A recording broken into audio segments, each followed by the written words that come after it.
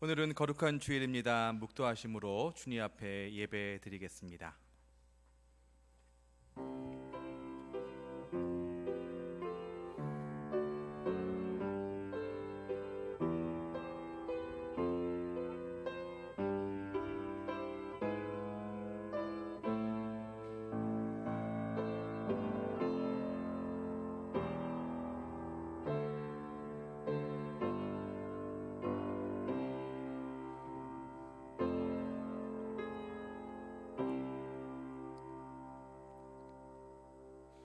만민들아 우리 하나님을 송축하며 그의 찬양 소리를 들리게 할지어다.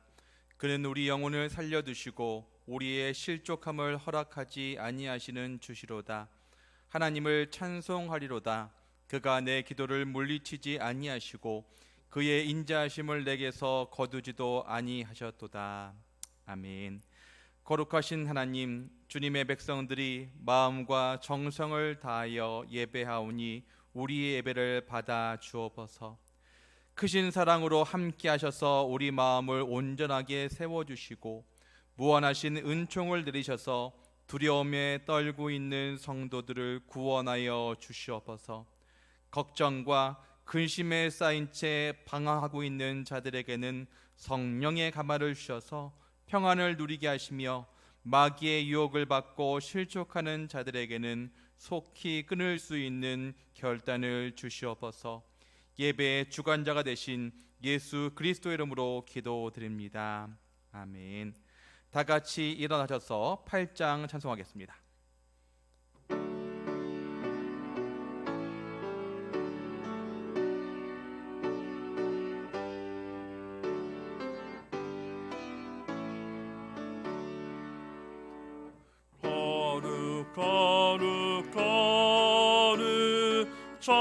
전능하신 주님, 이른 아침 우리 주를 찬송합니다. 거룩 거룩 거룩 자비하신 주님, 성삼위일체 우리 주로다. 거룩 거룩 거룩 주의 보좌 앞에 모든 성도 면류관을 벗어드리네. 전군 전사 모두 주께 굴복하니 영원히 위에 계신 주로다. 거룩 거룩 거룩 주의 빛난 영광 모든 죄인 눈 어두워 볼 수 없도다. 거룩하신 이가 주님밖에 없네. 온전히 전능하신 주로다. 거룩 거룩 거룩 전능하신 주님, 천지 만물 모두 주를 찬송합니다. 거룩 거룩 거룩 전능하신 주님, 성삼위일체 우리 주로다.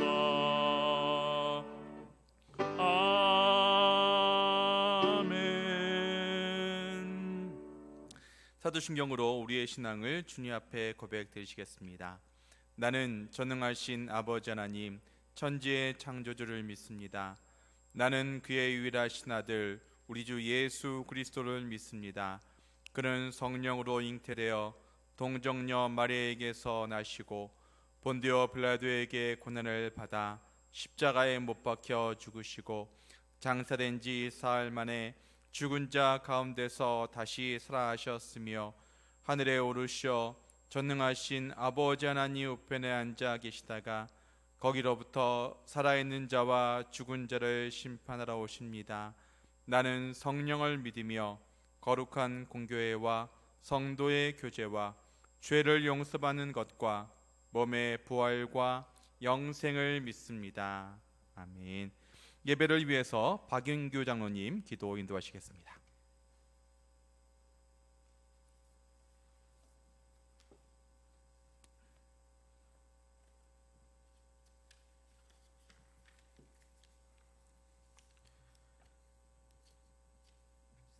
사랑과 은혜가 풍성하신 우리들의 하나님 아버지 감사를 드립니다.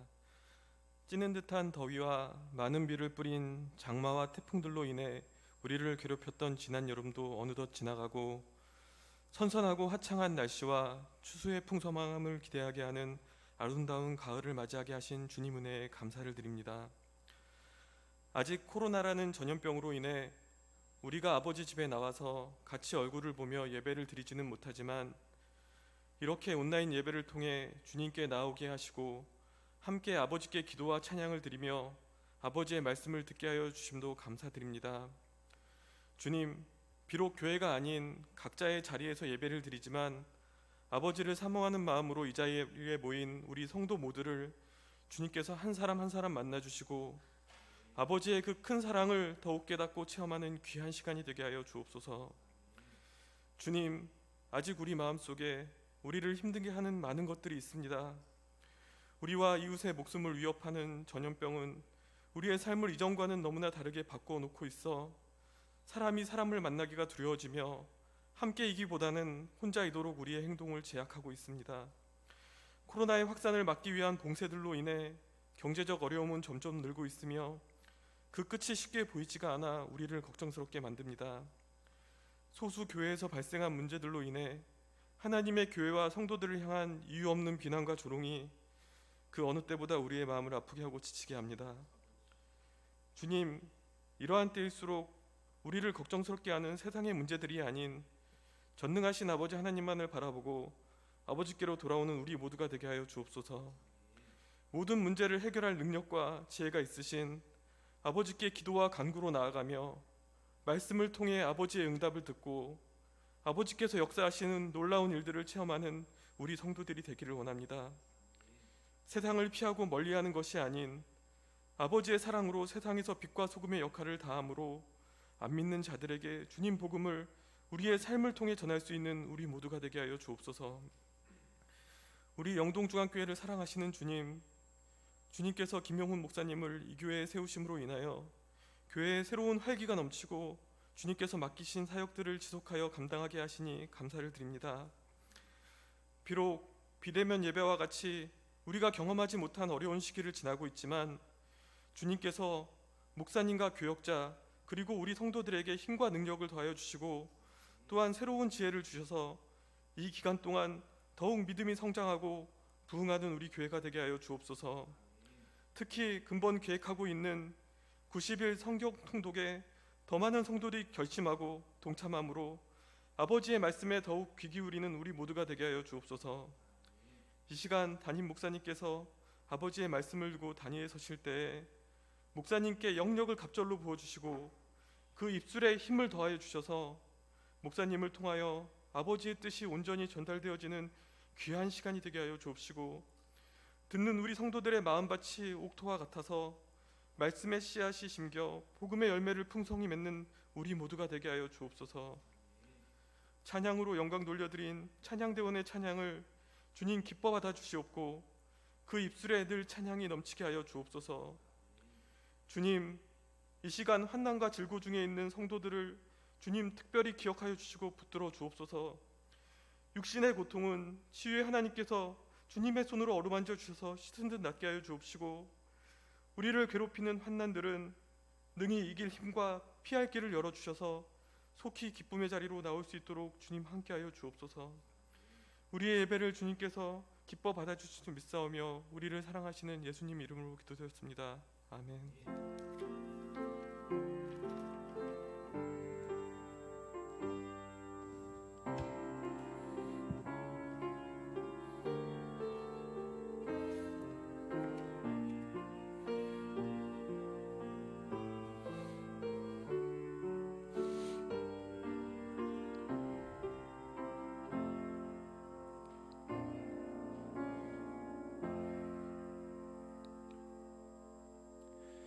교동문 59번 시편 136편 같이 교독하시겠습니다.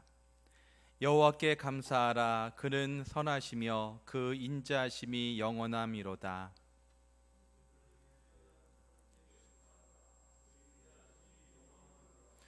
주들 중에 뛰어난 주께 감사하라. 그 인자하심이 영원함이로다.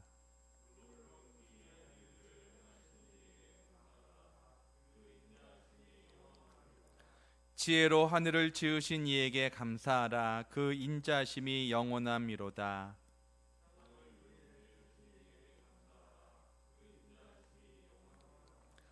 큰 빛들을 지으신 이에게 감사하라. 그 인자하심이 영원함이로다.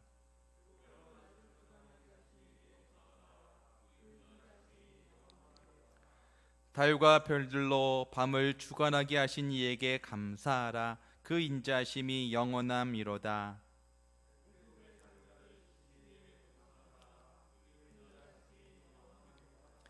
이스라엘을 그들 중에서 인도하여 내신 이에게 감사하라. 그 인자하심이 영원함이로다.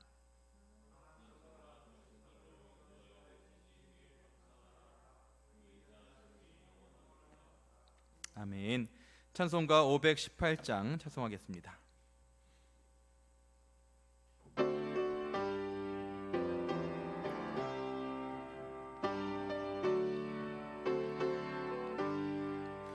깊은 소리 들리니 예수 구원하신다. 만민에게 전하라. 예수 구원하신다. 주님 명령하시니 산을 넘고 물 건너 온 세상에 전하라. 예수 구원하신다. 받아들아 외쳐라. 예수 구원하신다. 모든 죄인 들어라. 예수 구원하신다. 모든 서마 일어나. 메아리 저울 여라. 복음 중에 복음을 예수 구원하신다. 환난 중에 하는 말 예수 구원하신다. 다시 살아나시어 예수 구원하신다.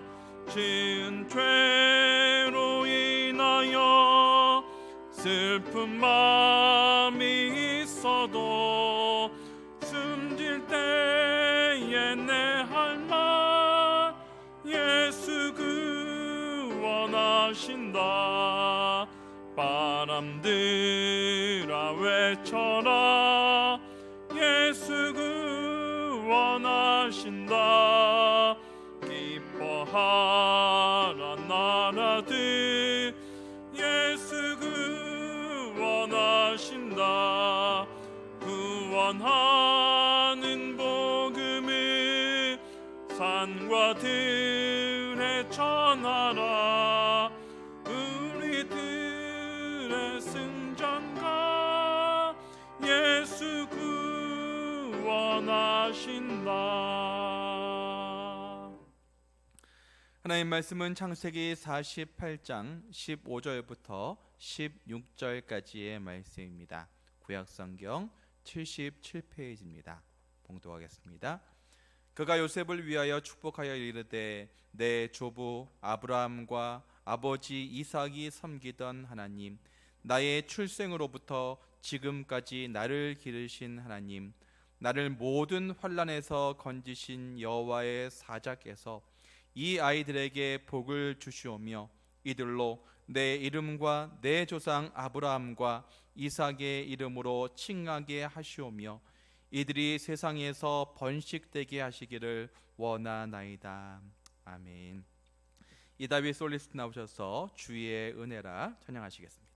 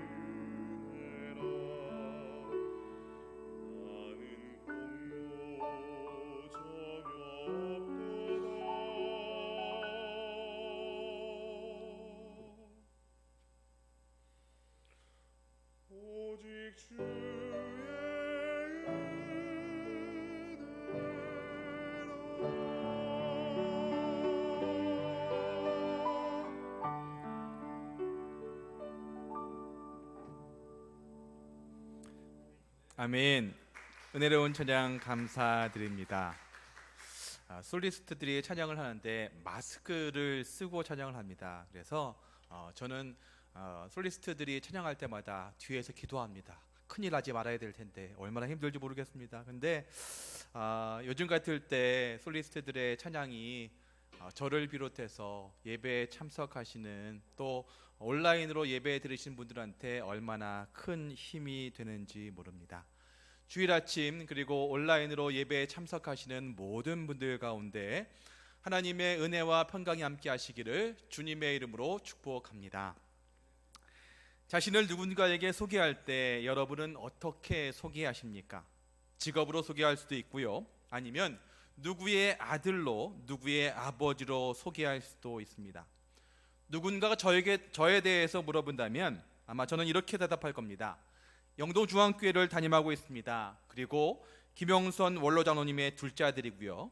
또 성민이, 수민이의 아빠입니다. 이렇게 소개할 수 있을 것입니다.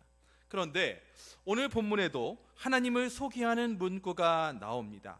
뭐라고 소개하고 있냐면 아브라함의 하나님, 이삭의 하나님, 야곱의 하나님입니다. 이 문구는 구약 성경에서뿐만 아니라 하나님을 소개하는 대표적인 문구입니다. 구약뿐만 아니고요. 신약 성경 마태복음, 마가복음, 누가복음 이 세 권의 복음서에서도 모두 하나님을 소개할 때 아브라함의 하나님, 이삭의 하나님, 야곱의 하나님이라고 표현하고 있습니다. 그런데 여러분, 혹시 이런 의문은 없으셨습니까? 이번 주에 창세기를 읽으셔서 아시겠지만 창세기는 크게 두 부분으로 나누어집니다. 1장부터 11장까지는 인류의 기원, 그리고 12장부터 50장까지는 이스라엘의 기원에 대해서 설명하고 있습니다. 그리고 이때 등장하는 12장부터 50장까지 등장하는 족장 4명이 있습니다. 누구죠? 아브람, 이삭, 야곱, 요셉. 이렇게 4명이 등장합니다. 다 기억이 나시죠? 90일 성경 통독에 참여하고 계시는 분들은 지난 주간에 읽은 내용이라 머리에 쏙쏙 들어오실 것입니다. 이렇게 복습이 중요합니다. 혹시 아직 참여하지 않고 계신 분들은 같이 참여하시면 좋겠습니다. 참고로 다음 주에는 제가 어떤 본문으로 설교를 할까요? 다음 주간에 읽는 본문 가운데 제가 설교를 할 것입니다. 그러니까 여러분들의 이 한 주간 동안에 통독에 참여하시는 것은 여러분들이 예습을 하시는 것입니다. 여러분들 자녀들한테 이런 말씀 많이 하셨잖아요. 예습 복습 잘해라, 공부 잘한다. 그러니까 여러분들도 예습 복습 잘하시면 말씀에 대한 이해가 확실히 달라질 거라고 생각이 되어집니다. 하여간 이렇게 창세기의 후반부는 아브람, 이삭, 야곱, 요셉 이렇게 4명의 족장이 나옵니다. 그런데 우리가 하나님을 얘기할 때 아브라함의 하나님, 이삭의 하나님, 야곱의 하나님이라고는 하지만 혹시 이런 얘기 들어보셨습니까? 아브라함의 하나님, 이삭의 하나님, 야곱의 하나님, 요셉의 하나님 이렇게는 말하지 않습니다. 왜 그럴까요? 성경을 보십시오. 아브라함은 12장부터 25장까지 24장을 제외하고 총 13장이 나옵니다. 그리고 이삭은 24, 25, 26 3장이 나오고요. 야곱은 27장부터 35장까지 그리고 48장, 49장 이렇게 11장에 걸쳐서 나옵니다. 요셉은 37, 39, 40부터 50 이렇게 해서 11장에 걸쳐서 나옵니다. 그러니까 비중을 따진다면 아브라함의 하나님, 이삭의 하나님, 야곱이 아니라 요셉의 하나님이라고 해야 될 것 같습니다. 왜냐하면 이삭보다 요셉이 훨씬 더 비중이 있거든요. 세상 말로 훨씬 더 유명하거든요. 그런데 이렇게 말하지 않는다라고 하는 것입니다. 사실 요셉은 야곱의 아들 중 한 명뿐이었고요. 장자권도 없었습니다. 또 가나안에 거주하면서 족장 역할을 담당한 사람은 오직 아브라함, 이삭, 야곱 이렇게 3명뿐이었습니다. 이제 흉년의 때에 야곱이 11아들을 포함한 70명을 이끌고 애굽으로 들어갔을 때까지도 야곱이 족장이었고요. 그 후로 애굽에서 12지파로서 번성했고 이제 야곱의 다른 이름인 이스라엘 족속이라고 불리웠습니다. 이렇게 아브람, 이삭, 야곱의 하나님이라고 부르는 것은 하나님이 각 사람의 하나님이 되신다고 하는 의미와 함께 믿음의 대를 이어서 계승된다라고 하는 그런 의미가 있습니다. 그렇다면 우리가 아브람, 이삭, 야곱에게서 배울 수 있는 것은 무엇입니까? 먼저 아브라함입니다. 여러분은 아브라함 하면 제일 먼저 뭐가 떠오르십니까? 바로 믿음의 조상입니다. 아브라함 하면 믿음의 조상이라고 하는 별명이 따라옵니다. 왜 그가 믿음의 조상이었을까요? 창세기 12장 1절은 이렇게 시작합니다. 여호와께서 아브라함에게 이르시되 너는 너의 고향과 친척과 아버지의 집을 떠나 내가 내게 보여줄 땅으로 가라. 여러분이 잘 아시는 그런 말씀입니다. 하루는 하나님께서 아브라함에게 말씀하십니다. 그리고 아브라함이 그동안 살았던 터전에서 떠나라고 하는 것입니다. 그런데 어디로 가라고 정확하게 말씀하지 않으십니다. 이거를 요즘으로 생각해 볼까요? 우리가 이사를 간다고 합시다. 오랜만에 이사를 갑니다. 그런데 요즘에는 포장이사라고 하는 좋은 제도가 있어서 포장이사 직원들이 와서 열심히 짐을 준비했어요. 짐이 다 준비되었습니다. 이제 직원들이 물어봅니다. 혹시 어디로 이사 가십니까? 글쎄요, 모르겠는데요. 근데 이런 말이에요. 어디로 가라고 했는데 정확하게 어딘지 몰라요. 주소를 몰라요. 그런데 가라고 하는 것입니다. 아브라함은 선조들의 고향인 갈대아 우르를 떠나서 하란에서 자랐습니다. 갈대아 우르는 지금의 이라크가 위치한 곳입니다. 그래서 티그리스 강과 유프라데스 강이 만나는 비옥한 땅을 가리킵니다. 고고학자들의 연구에 의하면 지금으로부터 약 3,500에서 4,000년 전에 그곳에 수로가 있었다고 합니다. 그만큼 발달된 문명이라고 하는 것이죠. 그래서 그 발달한 문명을 가지고 수메르 문명이라고 합니다. 여기서 수메르라고 하는 말은 세메르에서 나왔는데 무슨 얘기냐? 셈의 나라라고 하는 뜻입니다. 셈이 누굽니까? 바로 노아의 장남이 셈입니다. 그러니까 이 수메르인들은 노아의 장남인 셈의 후손들입니다. 셈이 받은 장자의 축복을 배경으로 수메르인들은 그 당시에 아주 잘 살았습니다. 축복을 받았고 엄청나게 화려한 문명을 가지고 있었습니다. 이렇게 갈대아 우르는 남부로 올 것 없는 거대한 도시 문명의 혜택을 받던 곳입니다. 이제 아브라함이 그 화려하고 편리함의 극치인 갈대아 우르를 떠나서 간 곳은 하란입니다. 하란은 지금의 시리아 땅에 있는데 이 고고학자들의 연구에 의하면 하란 역시 매우 발달된 문명이었다고 합니다.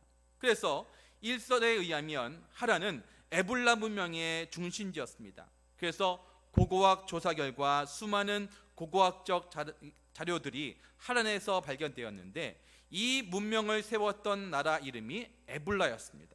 그래서 이 이름을 에불라 문명이라고 부르는데 이 에불라라고 하는 말은 그 문명을 일으킨 당시의 왕 에벨의 이름을 따서 부르는 것입니다. 에벨이 누굽니까? 창세기 11장 10절에 보니까 셈, 아르박삿, 셀라, 에벨. 그러니까 이 에벨도 바로 노아의 장남이었던 셈의 후손들입니다. 무슨 얘기를 계속하고 있는 겁니까? 갈대아 우르, 하란 이 두 도시가 정말로 지금으로 얘기하면 서울입니다. 지금으로 얘기하면 문명과 최고의 문명을 자랑하는 아주 편리한 곳이 바로 그곳이었다고 하는 것입니다. 물질적인 부가 넘쳐나는 것이고 누구라도 살고 싶어하는 곳이었습니다. 그런데 그런 곳에 살고 있던 아브라함에게 그곳을 떠나라고 하십니다. 여러분, 쉽게 떠나가실 수 있겠습니까? 쉽지 않을 것입니다. 애들 교육 문제도 있고 삶의 질의 문제도 그렇고 정말 고민한 일이 많을 것입니다. 그런데 그곳을 떠나라는 것입니다. 오늘날로 치면 우리나라의 중심 강남에 살고 있는데 저기 안면도 정도로 가라고 하는 것입니다. 여기서 갈대아 우르에서 가나안까지는 약 2,000km, 그리고 하란에서부터 가나안까지도 약 700km나 되는 아주 긴 거리입니다. 무엇 때문에 그런 고생을 시키신 것입니까? 창세기 12장 2절입니다. 내가 너로 큰 민족을 이루고 내게 복을 주어 내 이름을 창대하게 하리니 너는 복이 될지라. 하나님께서 아브라함에게 큰 민족을 이루게 하시겠다, 이름을 떨치게 하겠다, 이렇게 약속하셨습니다. 그러나 생각해 보십시오. 갈대아 우르에서는 안 됐을까요? 하란에서는 불가능했을까요? 성공한다고 한다면 좀 더 좋은 환경에서 하는 것이 좋았을 텐데 그게 아니고 한 번도 가본 적이 없는 그런 생소한 곳에 가라고 하는 명령을 들었을 때 아브라함의 마음 어땠을까요? 쉽지 않았을 것입니다. 성공하려면 서울에 가야 한다고 했는데 서울이 아니고 시골에 가서 살아라 라고 한다면 이것은 상식적으로 이해가 안 되는 일이었을 것입니다. 그런데 아브라함을 보십시오. 떠납니다. 무엇을 보고요? 오로지 하나님의 약속의 말씀만 믿고 갑니다. 이게 바로 믿음입니다. 아브라함은 그가 살고 있던 곳, 그가 눈으로 바라본 곳, 그것을 의지한 것이 아닙니다. 보이지 않지만 하나님의 약속만 믿고 그 먼 곳을, 그 알지도 못한 곳을 떠났다라고 하는 것입니다. 이것에 대해서 히브리 기자는 뭐라고 얘기하는지 믿음장으로 얘기하는 히브리서 11장 8절과 9절입니다.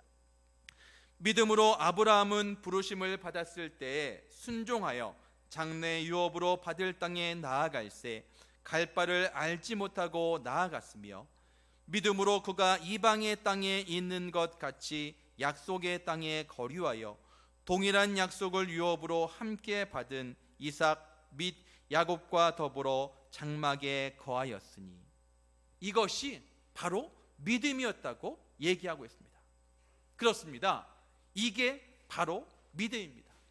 내가 눈에 보이는 걸로 봐선 갈대아 우르에 사는 것이, 하란에 사는 것이 훨씬 더 성공할 것 같은데 그렇지 않고 하나님께서 약속하신 그 땅을 향해서 가는 것, 이것이 바로 믿음이라고 하는 것입니다. 그리고 이 말에 순종하여 갔던 아브라함을 우리는 믿음의 조상이라고 얘기합니다. 그리고 자식이 없었던 아브라함에게 100세에 낳은 아들 이삭을 제물로 바치라고 하는 것입니다. 이건 말도 안 되는 일입니다. 그러나 아브라함은 순종합니다. 이렇게 아브라함은 하나님께서 시키시는 일에 순종함으로 믿음의 조상이 되었습니다. 그리고 그 이후에 한 곳이 아닌 여러 곳으로 다니면서 그가 가는 곳마다 했던 일이 있습니다. 무엇이냐? 바로 제단을 쌓았습니다. 아브라함은 옮기는 곳마다 그곳에 가서 제일 먼저 한 일이 무엇이냐? 바로 제단을 쌓았다고 하는 것입니다. 삶을 정착시키기 위해서 여러 가지 분주하고 어려운 일이 많았을 것입니다. 새로운 곳에 가려면 그곳에 가서 주민 신고도 해야 되고 그곳에 적응도 해야 되고 할 일들이 많이 있었는데 아브라함이 가는 곳마다 시급한 일들을 제쳐놓고 한 일이 무엇이냐? 바로 먼저 제단을 쌓았다라고 하는 것입니다.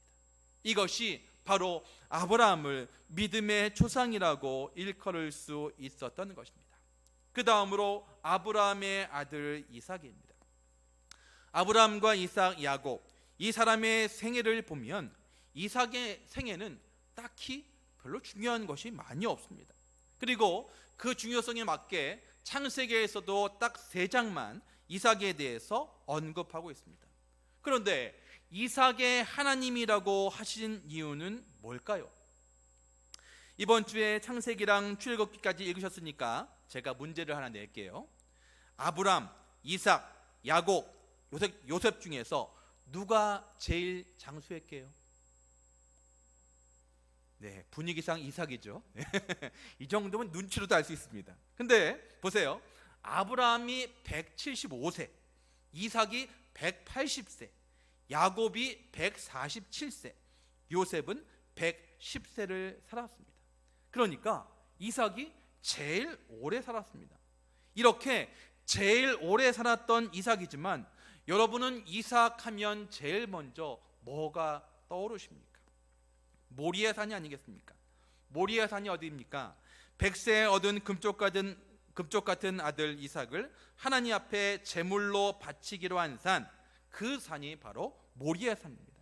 정말 눈에 넣어도 아프지 않을 만한 아들 이삭을 하나님 앞에 바치라는 것입니다. 여러분 한번 상상해 보십시오. 어떻게 그러실 수 있겠습니까?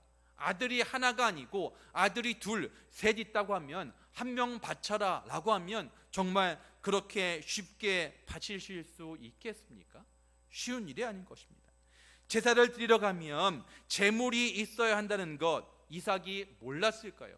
그리고 이삭이 거기에 갔던 나이가 장성했던 나이로 봅니다.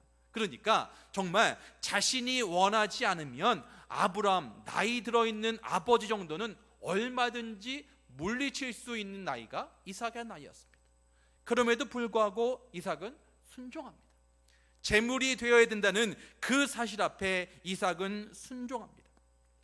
히브리서 본문을 보니까 믿음으로 이삭은 장차 오는 일에 대하여 야곱과 에서에게 축복하였으며 라고 말씀하고 있습니다. 히브리서 11장은 믿음장으로 알려졌습니다. 그런데 여기에 보면 어떤 사람은 믿음으로 해서 믿음으로 아브라함은, 믿음으로 이삭은 해가지고 성경 인물 가운데 이 사람의 믿음이 왜 대단한지를 설명하고 있습니다. 그래서 아브라함은 하나님 말씀에 순종했던 그 모습에 대해서 3절에서 4절을 설명하고 있는데, 이삭에 대해서는 이렇게 설명합니다. 믿음으로 이삭은 장차 오는 일에 대하여 야곱과 에서에게 축복하였으며, 아니 자기 자식 야곱과 에서에게 축복한 것이 뭐 그리 대단한 일이라고 이렇게 믿음장에 얘기하고 있습니까? 그리고 여러분이 아시는 것처럼 그 쌍둥이 2 아들을 보십시오. 2 아들 중에 작은 아들은 아버지와 형을 속이고 집을 나갔습니다. 형 에서는 동생을 찾아 죽이겠다고 벼르고 있고, 이삭은요 사실 자식 농사로 치면 자식 농사를 잘 지은 사람도 아닙니다. 그런데 자식들에게 축복기도 한번 하고 믿음의 사람이라고 하는 소리를 듣고 있는 것입니다. 자녀가 있는 부모님들 한번 대답해 보십시오. 여러분의 기도 제목의 첫 번째는 무엇입니까? 아마 자녀를 위한 기도의 제목일 것입니다. 자식들에게 축복을 안 해주는 부모는 없습니다. 그렇게 따지면 우리는 이삭보다 훨씬 더 축복을 받는 믿음의 사람이라고 하는 소리를 들어야 맞습니다. 그런데 이삭의 삶을 자세히 살펴보면 자식들을 축복한 것이 믿음이 있는 행동이었음을 알 수 있습니다. 창세기 25장 23절을 보니까 이삭의 아내 리브가가 뱃속에 아기를 가졌는데 쌍둥이였습니다. 그리고 하나님께서 이렇게 말씀하십니다. 큰 자가 작은 자를 섬길 것이다. 그러니까 야곱이 실제로는 동생이지만 장자의 역할을 한다는 그런 얘기입니다. 하나님께서 그렇게 뱃속에서부터 야곱이 동생이지만 장자가 되고 야곱의 족보에서 예수 그리스도가 탄생할 것이다 예정해 놓으셨던 것입니다. 그러니까 당시에는 아버지가 아들에게 축복 기도를 해주면 그대로 축복을 받는 그런 시대였습니다. 그래서 지금 이삭은 누구에게 축복 기도를 해줘야 합니까? 야곱에게 축복 기도를 해 주어야 합니다.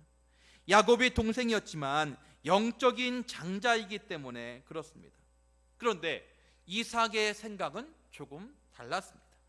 야곱은 여성스럽고 에서는 남자다웠습니다. 그래서 에서가 그래도 가문을 잘 이어갈 것 같으니까 에서에게 축복 기도를 해주려고 하루는 에서를 부릅니다. 사냥을 해서 맛있는 음식을 가지고 와라. 그럼 내가 그것을 먹고 마음껏 축복해 주겠다. 이렇게 얘기합니다.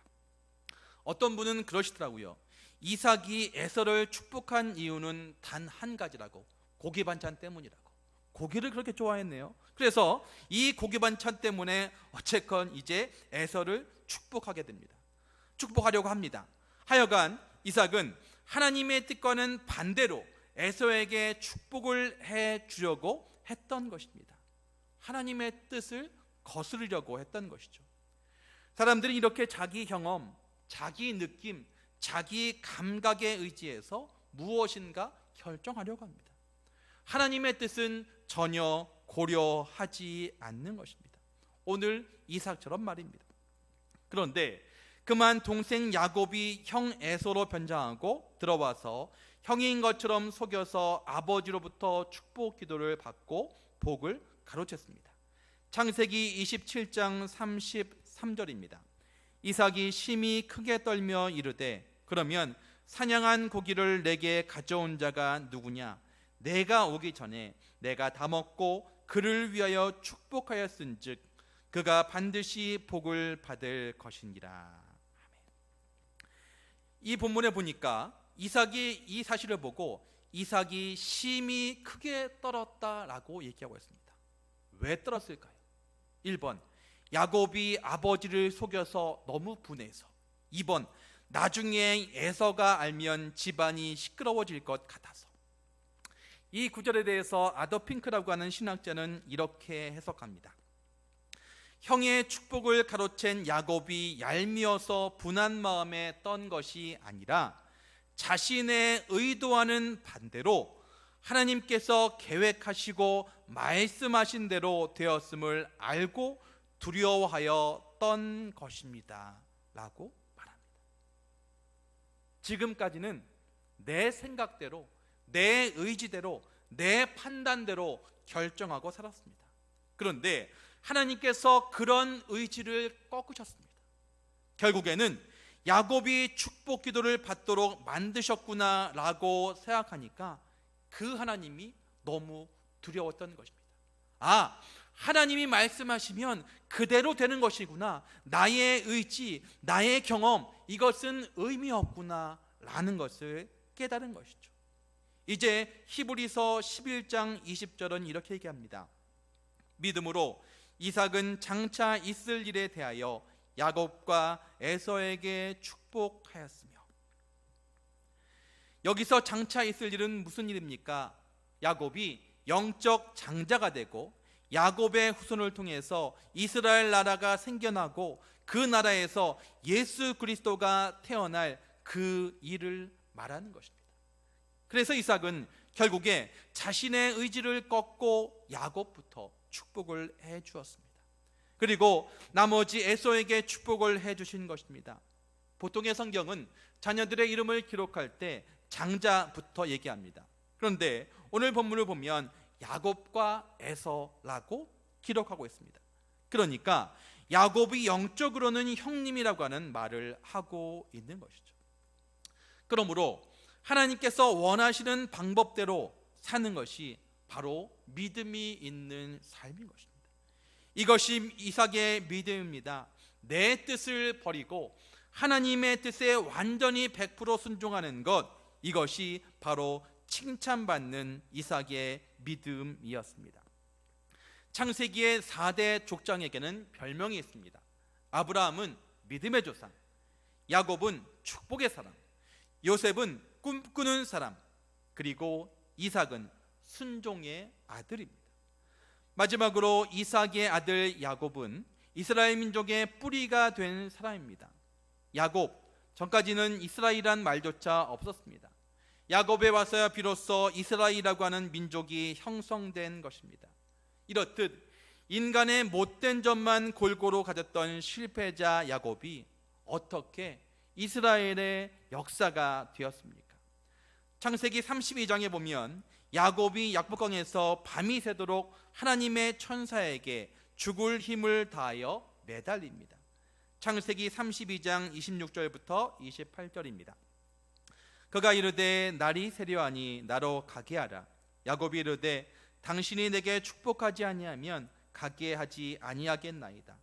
그 사람이 그에게 이르되 내 이름이 무엇이냐? 그가 이르되 야곱이니이다. 그가 이르되 내 이름을 다시는 야곱이라 부를 것이 아니요 이스라엘이라 부를 것이니 이는 내가 하나님과 및 사람들과 겨루어 이겼음이니라. 이때 야곱의 소원은 무엇이었냐면 이제 마치 세례를 받고 새 출발을 해서 과거의 죄된 삶을 청산하고 새 사람이 되겠다라고 결심하는 것과 같습니다. 그래서 그의 소원이 이루어지고 이제 이스라엘이라고 하는 새로운 이름을 얻게 된 것입니다.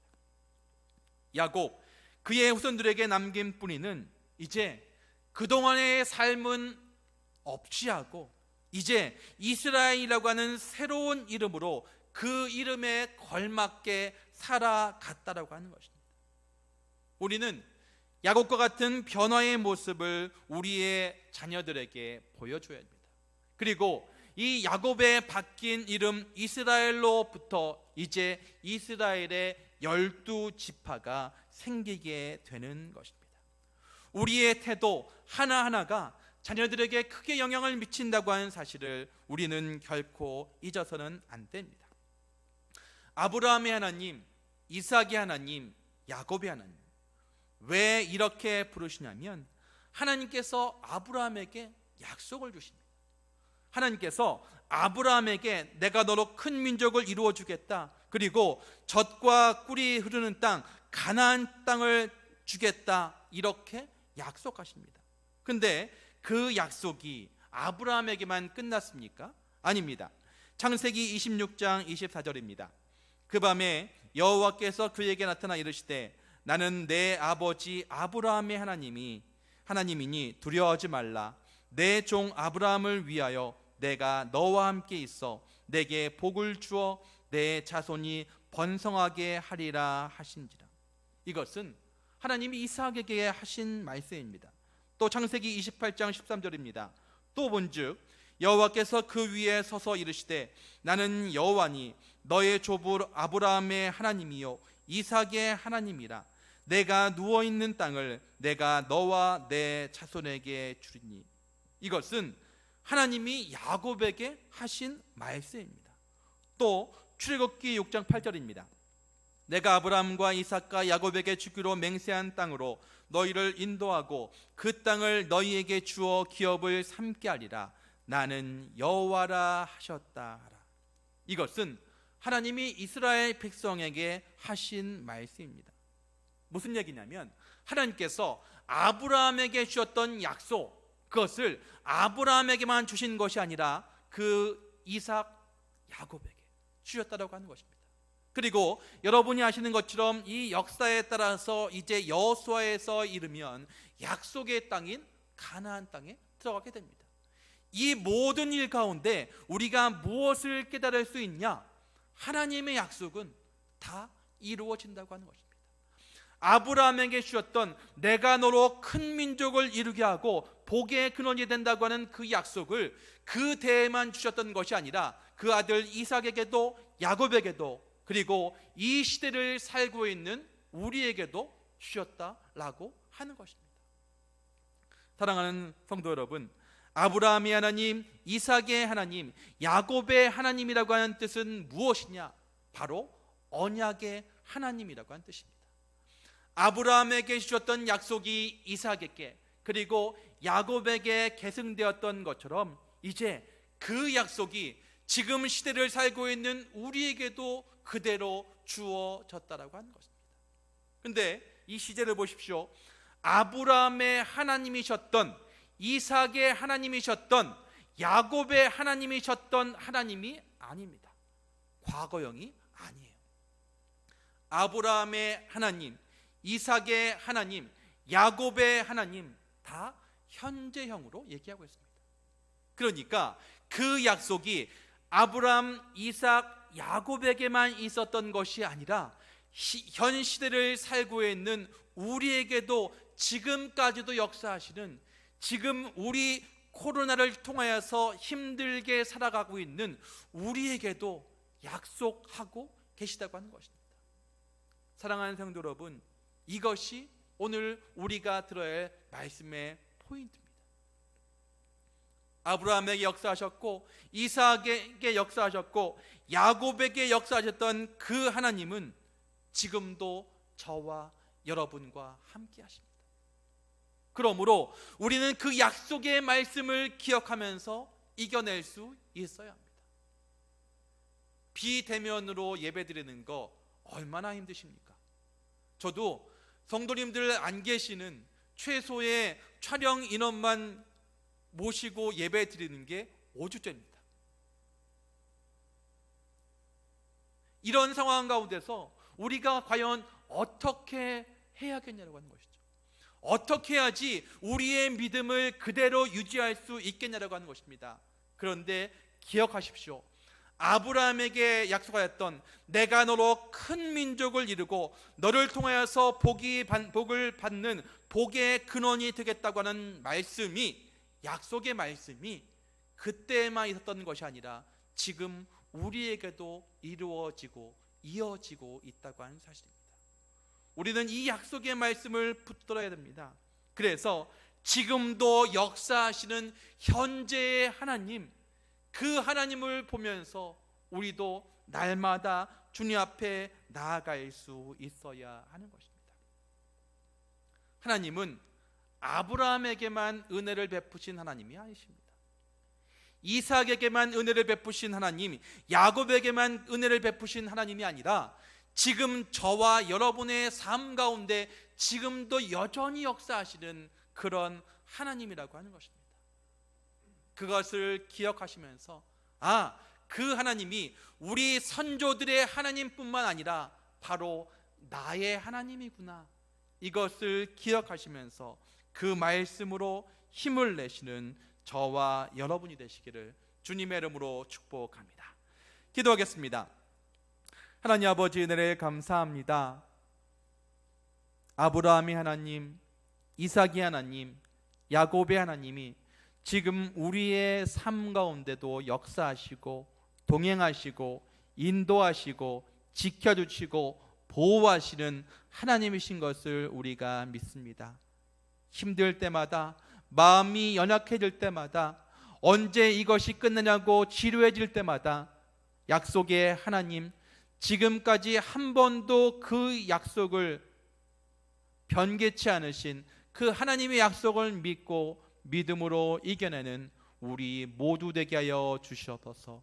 예수 그리스도의 이름으로 기도드립니다. 아멘. 546장 부르시면서 봉헌하겠습니다.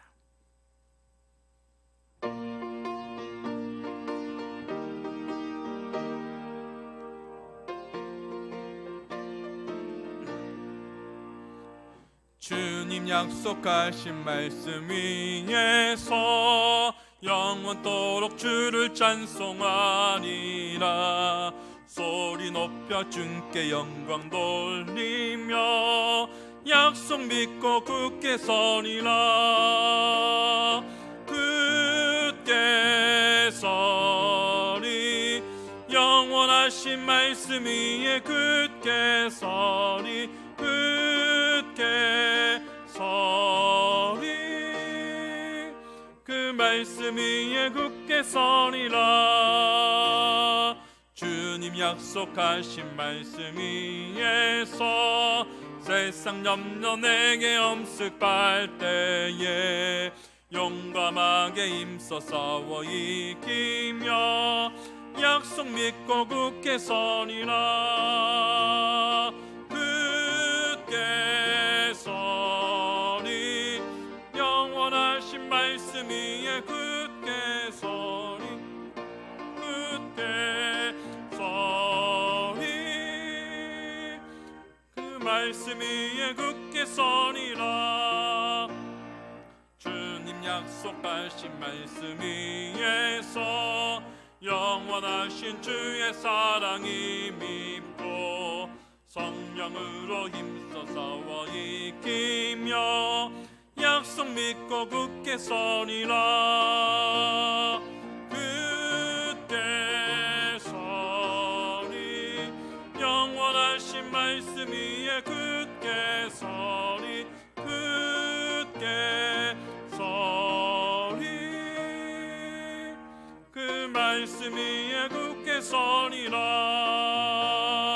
주님 약속하신 말씀 위에서 성령 인도하는 대로 행하며 주님 품에 항상 안식거든요.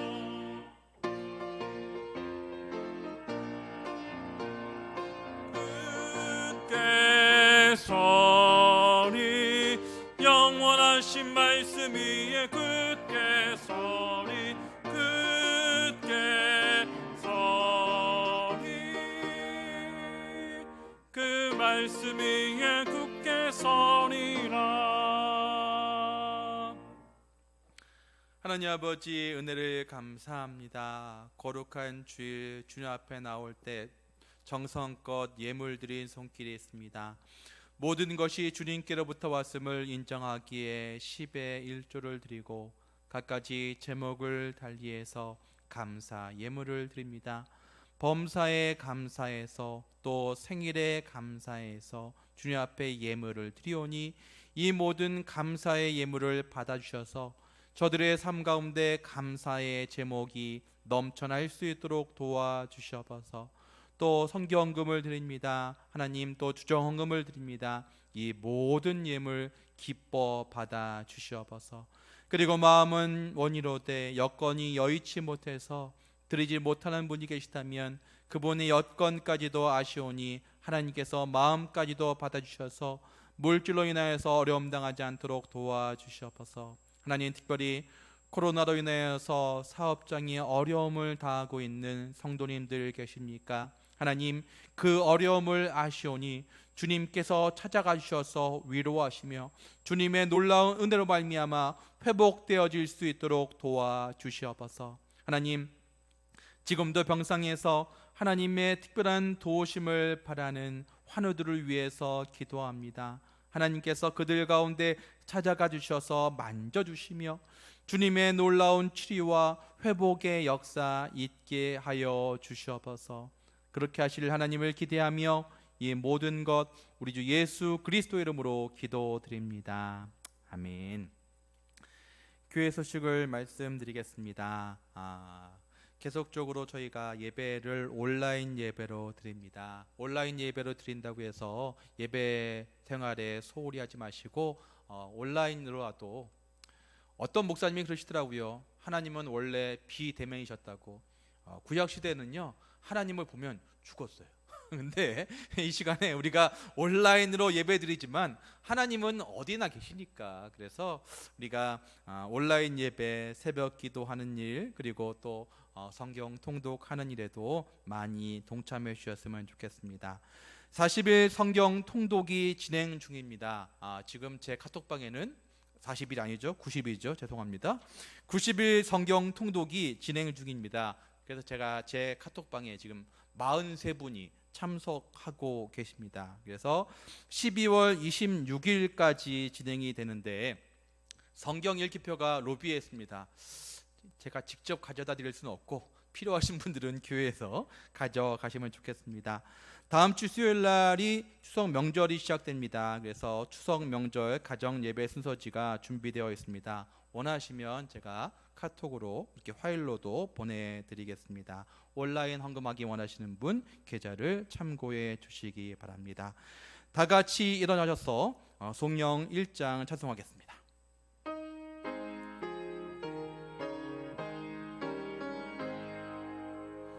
만복의 근원 하나님, 온 백성 찬송 드리고 저 천사여 찬송하세.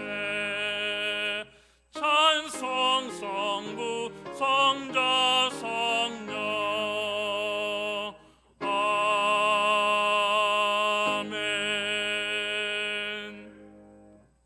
이제는 교회 머리가 되신 우리 주 예수 그리스도의 은혜와 하나님 아버지의 극진하신 사랑하심과 성령님의 감동, 감화, 충만, 인도, 역사, 교통하심이 아브라함의 하나님, 이삭의 하나님, 야곱의 하나님이 지금도 역사하시는, 지금도 우리를 보호하시는 나의 하나님인 것을 믿고 그 힘을 힘입어 힘차게 살아가기를 다짐하는 모든 성도님들 위해와 지금도 온 세계 열방 가운데 하나님의 복음을 전하기 위해서 수고하시는 선교사님들을 위해, 또 나라를 지키고 해외 나가서 공부하고 일하고 있는 우리의 자녀들 위해, 또 온라인으로 예배드리고 있는 모든 성도님들의 사업장과 가정 위에 지금부터 영원까지 함께 하시기를 간절히 축원하옵나이다.